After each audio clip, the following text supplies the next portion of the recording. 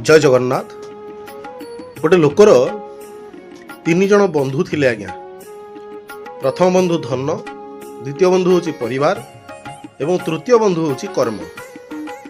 से लोकटी दुस्थ अवस्था पड़ी मरीज रोगरे पड़ी एवं आतुर हो से 3 बंधु को डाकिला एवं कहला प्रथम बंधु को कहूँ धन को तू मला पर मते साहाय्य करिवो।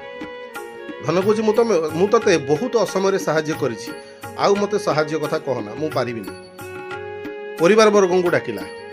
परिवार वर्ग कहले आमे तुमको सबु जगह साहाय्य करूँ, तुम सुखर दुखरे सबु स्थान रे तुम पाखे आमे छिड़ा हेछु, आउ मृत्यु पर साहाय्य करबा कथा चिंता कर नाही बा भावनी जे आमे मृत्यु पर आमे तुम मानकु साहाय्य करिवो। कर्म को डाकिला।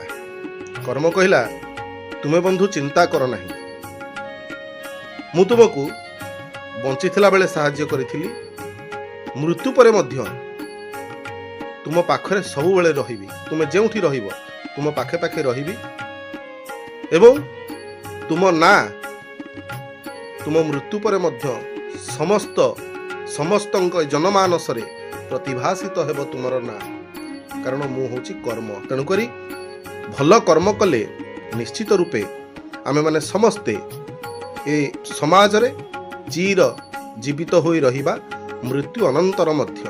जय जगन्नाथ।